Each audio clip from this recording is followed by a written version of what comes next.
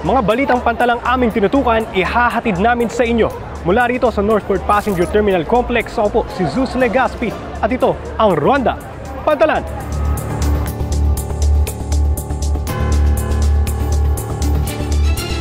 Pinakamataas na kita ng Philippine Ports Authority sa loob ng 50 taon na itala nitong 2024. Cruise ship na Norwegian Sky dumaong sa mga pantalan ng Palawan at Maynila. At panoorin ang kwento ng mga estudyante mula sa Philippine School for the Deaf na nag-OJT sa PPA. Lahat ng yan at iba pa dito lang sa Ronda Pantalan.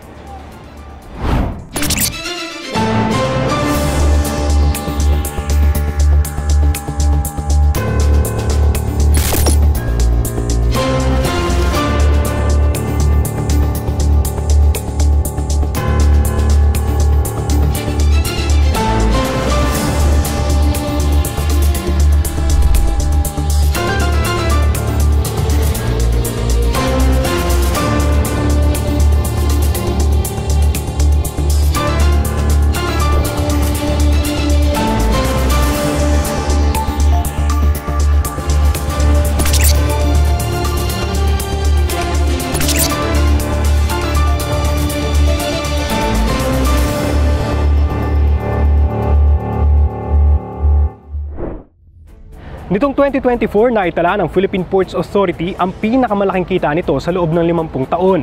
Sa balitang pantalan ni Jen Manalo, target pa ng ahensya na higitan ang record na ito ngayong 2025. Muling nahigitan ng Philippine Ports Authority ang target nitong annual revenue noong 2024 na pumalo sa higit 27.30 billion pesos. Mas mataas ito na higit 1 bilyon sa target nitong 26 billion pesos sa parehong taon.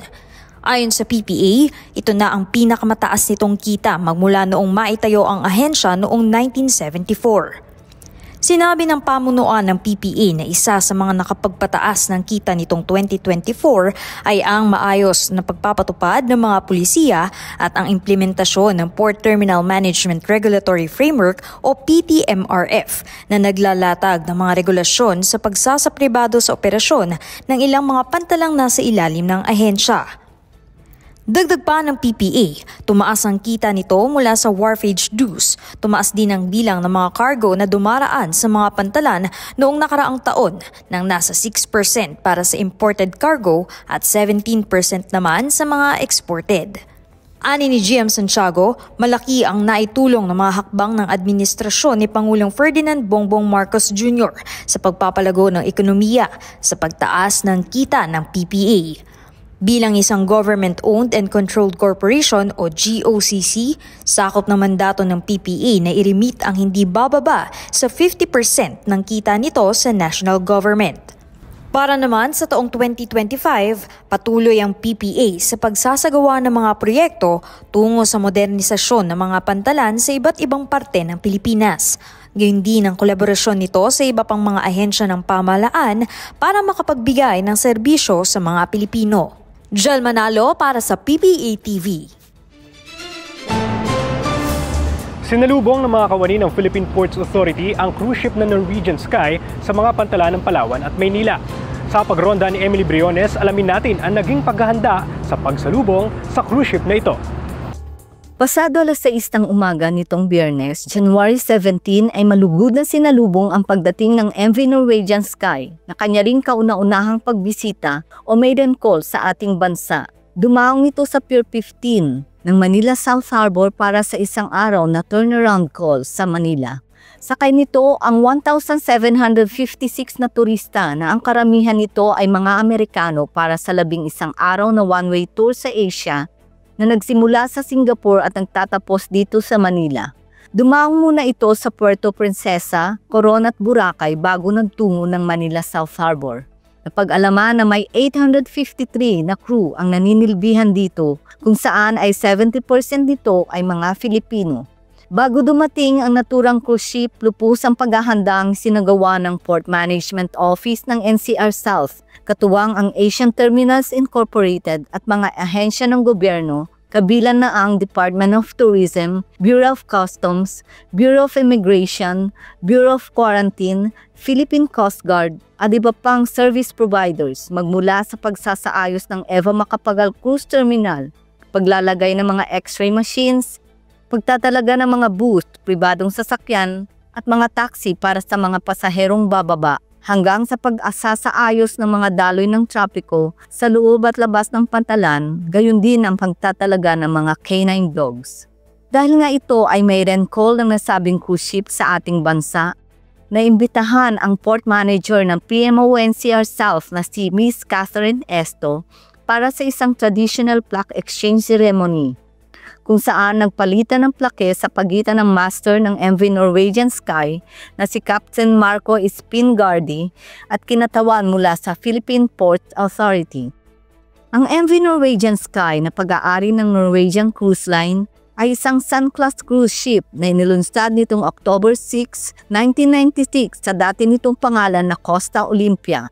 Ito may taglay na bigat na 77,104 gross registered tonnage at may length overall o haba na 258.57 meters, kung kaya't okupado nito ang berth 4 at berth 5 ng Pier 15. At may kapasidad naman nito magsakay hanggang 2,450 na passengers. Dagong alas 11 ng umaga, ang lahat ng pasahero ay nakababa na at nakalabas ng matiwasay ng terminal. At pawang nagdatingan naman ang mga bagong grupo ng mga pasahero na sasakay ng barko. Nanatili lamang ang MV Norwegian Sky sa Manila South Harbor hanggang alas 10 ng gabi noong Biyernes.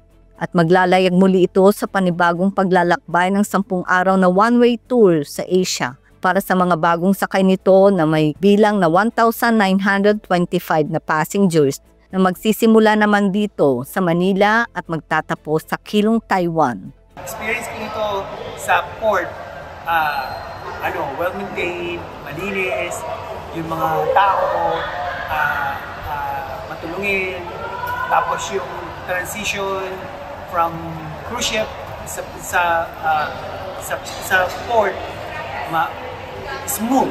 Samantala, bago ito lalabas ng bansa, tutungo muli ito sa Boracay at Palawan. Sa mga susunod pang mga buwan, inaasahan pa ang sunod-sunod na pagbisita ng mga international cruise vessels. Ang ating pantala naman ay bukas at handa sa mga international cruise vessels para sa mga turista at pagdaong nito na sabik na mabisita at masilayan ang ganda at kultura ng ating bansa na tinuguri ang best cruise destination in Asia noong 2023. Katumbas naman nito ay ang pagyabong ng sektor ng maritima turismo na pawang mga drivers sa ekonomiya ng ating bansa. Dito sa Norwegian Sky, Emily Briones para sa Ronda Pantalan. Talaga ngang hindi hadlang ang kapansanan para maging mahuhusay na mga lingkod bayan. Ito ang pinatunayan ng mga estudyante mula sa Philippine School for the Deaf nang sila ay mag-on-the-job training sa Philippine Ports Authority. Ang kanilang kwento, alamin natin sa Kwentong Pantalan.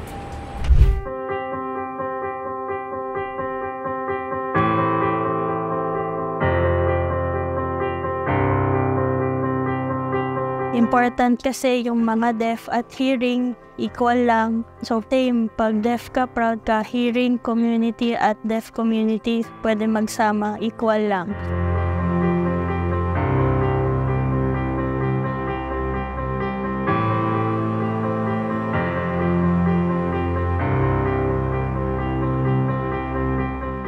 Ako po si Titan Francia, isa pong teacher sa Philippine School for the Deaf.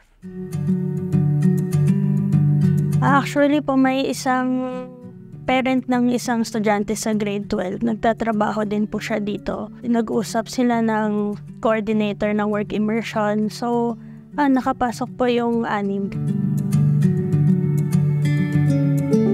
Yung anak ko kasi nag-aaral din sa Philippine School for the Deaf. And then, ni-require nung mga teacher kasi na magkaroon ng OJT na parang 6 na students. So, naisip ko naman na tumatanggap tayo ng mga OJT. So, sinabi ko sa kanila na pwede mang OJT dito sa PPA.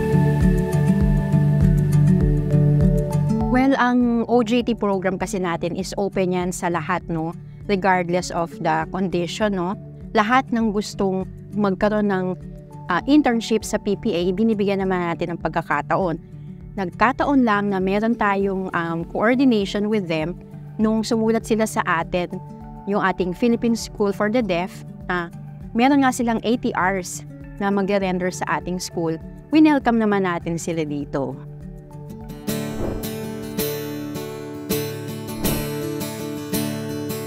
Yes, ako first time dito sa PPA because eager ako magkaroon ng experience and matulungan ako paano yung proseso.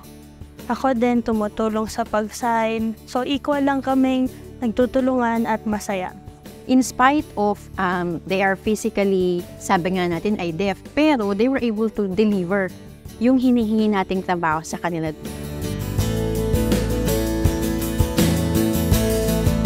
Dito, it's my first time na mag-OJT dito sa PPA.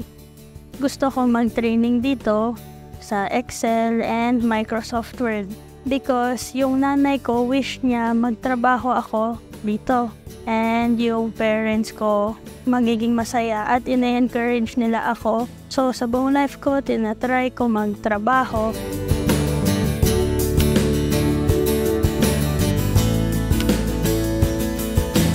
Lahat naman ay welcome for as long as makomply yung requirements na binibigay natin.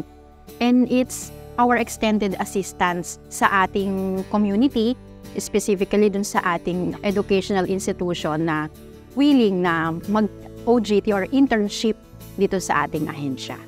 Yung mga hearing, paano kami nag-communicate, tinutulungan nila ako. Nagsusulat sila, yung sa columns, tinuturuan nila ako. So may friends na din ako, nagko-communicate kami kahit hearing sila.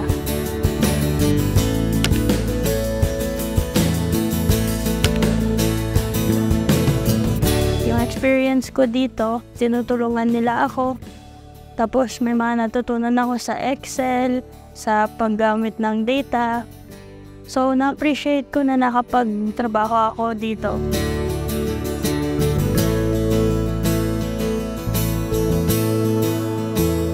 Message ko sa mga tao dito sa PPA, thank you sa pag-share ng knowledge. Tinuturuan naman ako, nagsusulat sila, nagko-communicate kami sa computer. Kahit bago lang to sa akin, tinuturuan ako. Ngayon, alam ko na paano gawin.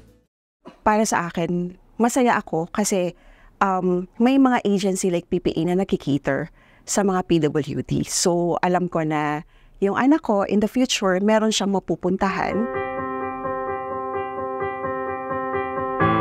Sa ating mga naging OJT na PWD, maraming salamat sa opportunity na binigay nyo sa amin. Yung opportunity na yun ay magagamit din namin na sa darating pa na pakikipag-partnership sa ating mga institution na may mga special needs.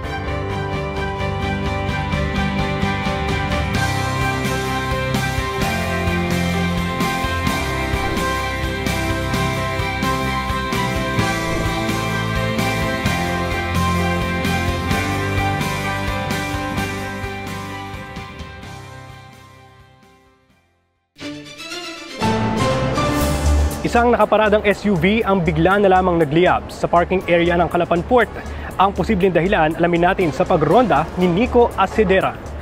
Mabilis na rumuspende ang mga empleyado ng Port Management Office Mindoro sa isang umaapoy na sasakyang nakaparada sa PPA Employees Parking Area sa Port of Calapan nitong ikatlong linggo ng Enero taong 2025. Naalarma ang security guard on duty sa isang umuusok na sasakyang Mitsubishi Adventure na agad namang tinawag ang atensyon ng Port Police Division. Na makita kong nasusunog ang sasakyan sa PPA parking ay agad kong tinawag ang Port Police at agad akong kumuha ng fire extinguisher kasama ang aking area commander. Kasunod nito ang pagdating ng Port Police gamit ang PPA park truck at pinagtulungan naming apulahin ang apoy. Napag-alaman na ang may-ari ng sasakyan ay isang kawani ng PMO.